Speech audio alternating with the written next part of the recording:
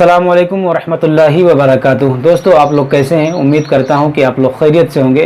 अल्लाह तबारक व तआला आप सबको खुश रखे। आज हम मुफ्ती सलमान अज़हरी साहब का ये बयान सुनने वाले हैं और ये बयान बहुत ही अहम टॉपिक पर है। आज का बयान कि एक सवाल लोगों के ज़हन में पैदा होता है कि आखिर में अल्लाह तबारक व तआला ने हम इंसानों को क्यों पैदा किया है, इसके पीछे क्या मकसद है, क्यों पैदा किया गया हमें। तो दोस्तों, इसी ताल्लुक़ से आइए हम ये पूरा बयान सुनते हैं। आपसे गुजारिश करूँगा कि आप इस बयान को पूरा सुनें और अगर आप में से कोई नया है हमारे चैनल पर तो हमारे चैनल को सब्सक्राइब भी कर लें और बयान अच्छा लगे तो इसे लाइक भी ज़रूर करिएगा। तो आइए हम इस बयान को सुनते हैं। अल्लाह रब्बुल इज़्ज़त ने इंसान की जो तख्लीक फरमाई, इंसान को जो पैदा किया, इसकी ज़िंदगी का जो मकसद बयान किया गया है, कुरान पाक में अल्लाह ताला ने फरमाया वमा खलक़तुल जिन्न वल इंस इल्ला लियअबुदून। जिन्नात और इंसानों को मैंने सिर्फ अपनी इबादत के लिए पैदा किया। जिस चीज़ को जिस मकसद के लिए बनाया गया है उसी मकसद पे उसको अमल करते रहना चाहिए। जहाँ वो चीज़ अपने मकसद पर अमल छोड़ देती है तो फिर वो कबाड़ के काबिल हो जाती है। कोई मशीन अगर घर पर लाए हों, मसाला पीसने की मशीन, मिक्सर, अगर वो अपना काम नहीं कर रही है तो फिर वो मशीन घर में रखने के काबिल नहीं होती। वॉशिंग मशीन कपड़े धोने के लिए इस्तेमाल की जाती है और अगर वो कपड़े धोना ही छोड़ दे तो वो अपना मकसद छोड़ चुकी है। अब उसकी जगह भंगार में या कबाड़ खाने में ही होती है। इंसान जब अपनी ज़िंदगी का मकसद भूल जाता है तो फिर इसकी भी दुनिया में रहने का क्या हासिल है। अल्लाह ताला ने जिस मकसद के लिए इसको बनाया था, अब ये मशीन उस मकसद पे नहीं चल रही है तो फिर इसके लिए जहन्नम का ईंधन तैयार है, जहाँ पर इसको हमेशा के लिए भेज दिया जाता है। अज़ीज़ान गिराम वक़ार, मैं एक बात आपसे अर्ज़ करना चाहूँगा। अल्लाह के नबी सल्लल्लाहु तआला अलैहि वसल्लम ने इसीलिए बार बार हमें तंबीह फरमाई कि जो चीज़ हमें हमारे मकसद से फेरती है वो कौन सी चीज़ है, किस लिए इंसान गाफिल होता है और क्यों भटक जाता है, कौन सी चीज़ है। तो नबी पाक सल्लल्लाहु अलैहि वसल्लम फरमाते हैं, मैं मेरे बाद अपनी उम्मत से इस बात का अंदेशा नहीं रखता कि ये काफिर हो जाएगी, मुशरिक हो जाएगी। हुजूर फरमाते हैं, मुझे इसका डर नहीं है कि मेरी उम्मत मुशरिक हो जाएगी, काफिर हो जाएगी, लेकिन अंदेशा इस बात का है, डर इस बात का है कि तुम पर दुनिया फैला दी जाएगी और तुम दुनिया समेटते समेटते अल्लाह रसूल को भूल जाओगे।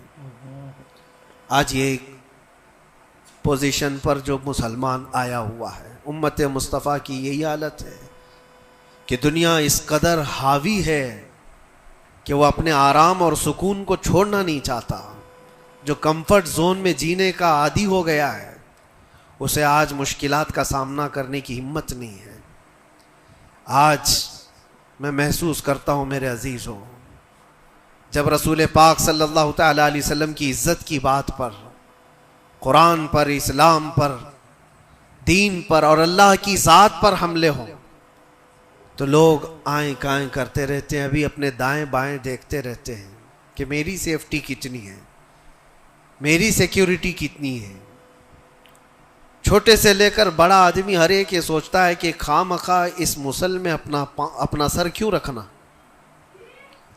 क्यों अपनी जान को जोखिम में डालना है। मेरे भी बीवी बच्चे हैं और सब मुश्किल में पड़ जाएंगे। यही दुनिया में कंफर्ट जोन में जीने की ख्वाहिश इसको बुज़दिल बना देती है और अपने रास्ते से इसे हटा देती है। कभी कभार ये भी तो सोचा होता कि बीवी बच्चे और घर बार और जायदाद और बिजनेस सिर्फ हमारे नहीं, सहाबा के भी थे जो रसूल पाक सल्लल्लाहु तआला अलैहि वसल्लम के सच्चे गुलाम हैं। उनकी भी जायदादें थी, उनके भी माल औलाद थे, उनकी भी बीवी बच्चे, लेकिन कभी अज़मत मुस्तफ़ा और दामन मुस्तफ़ा के बीच दुनिया की किसी चीज़ को उन्होंने कभी आने नहीं दिया है। हम सारी चीज़ों को पहले मुकद्दम रखते हैं कि क्या होगा।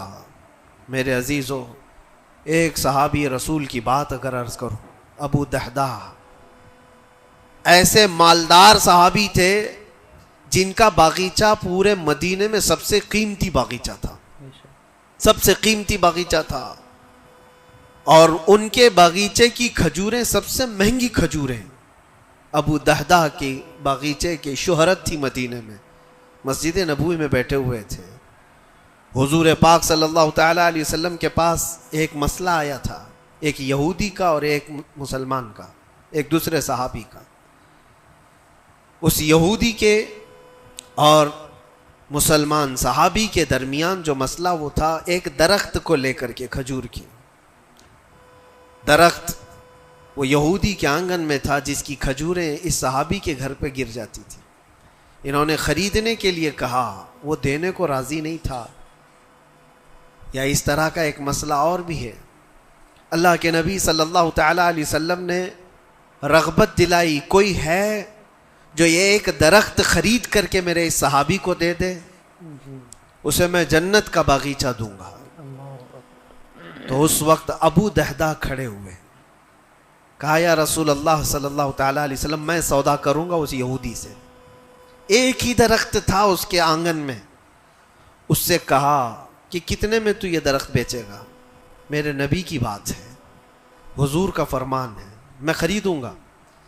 اس نے کہا میں بیچنا نہیں چاہتا اس کی قیمت، کیونکہ اسے پتا تھا ان کی کمزوری ہے۔ ابو دہدہ نے کہا کیا تجھے پتا ہے مدینے اوالی مدینے میں ابو دہدہ کا باغیچہ؟ کہا اس کو کون نہیں سنا ہے، مدینے کا ہر بچہ جانتا ابو دہدہ کے باغیچے کی شہرت۔ کہا اگر میں وہ باغیچہ اس درخت کے بدلے دے دوں تو کیا تو یہ درخت مجھے دے گا؟ اس نے کہا یہودی نے پاگل ہو گئے ہو، کیا بات کر رہے ہو، ایک درخت کے بدلے وہ اتنا قیمتی باغیچہ جس کی کھجوریں پورے مدینے میں مشہور ہوں؟ ابو دہدہ نے کہا اس باغیچے سے زیادہ قیمتی میرے مصطفیٰ کا فرمان ہے، میرے لیے نبی پاک کی عزت اور ان کی حرمت اس سے کئی زیادہ بڑھ کر کے ہے۔ اس یہودی نے کہا کون نہ کہے گا سودا، اگر تم صحیح میں مجھ سے مذاق نہیں کر رہے ہو تو ابھی میں یہ درخت دیا اور باغیچہ دو۔ ابو دہدہ نے کہا تو نے ابھی دیا، میں نے بھی یہیں سے دے دیا، باغیچہ بیچ دیا اور ساری چیزیں یہیں پر طے کر کے اپنے باغیچے پر آتے ہیں، باہر دروازے پر کھڑے ہیں باغیچے کے پھاٹک پر، ان کی بیوی ان کی بچے، گھر اندر بنا ہوا ہے باغیچے کے اندر جو ٹھنڈی حاصل کرنے کے لیے خوش نما، باغیچے کے اندر خوش نما محل بنا ہوا ہے۔ دروازے کے باہر سے ابو دہدہ پکارتے ہیں یا ام دہدہ اپنی بیوی کو، باہر آ جاؤ، باہر آ جاؤ اپنے بچوں کو لے کر۔ بیوی نے کہا اتنی جلدی کیوں اس طرح سے بلا رہے ہو، کیا بات ہے، کیوں چیخ رہے ہو؟ ابو دہدہ نے کہا یہ باغیچہ بک گیا ہے، اب ہمارا نہیں ہے، باہر آ جاؤ۔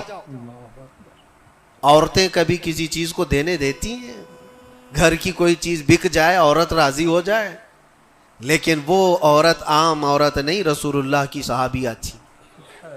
کہا اچھا ابو دہدہ یہ باغیچہ بک گیا ہے، میرا تم پر یقین ہے کہ بہت اچھا سودا کیا ہوگا، کیونکہ مدینے میں اس جیسا باغیچہ تو نہیں ہے۔ ابو دہدہ نے کہا تو سچ سمجھتی ہے میں نے بہت اچھا سودا کیا ہے۔ باہر آئی، یہ اندر نہیں گئے، اپنے بچے اور اپنی عورت کو لے کر باہر نکلے۔ ابو دہدہ سے پوچھتی ہے خاتون نے کتنے میں سودا کیا ہے، کتنے میں سودا کیا ہے؟ کہا بس وہ ایک درخت کے بدلے جو یہودی کے آنگن میں ہے میں نے یہ باغیچہ پورا اس کو دے دیا۔ عورت نے کہا ہاں ایسے کیسے، اتنا بڑا باغیچہ ایک درخت کے بدلے میں؟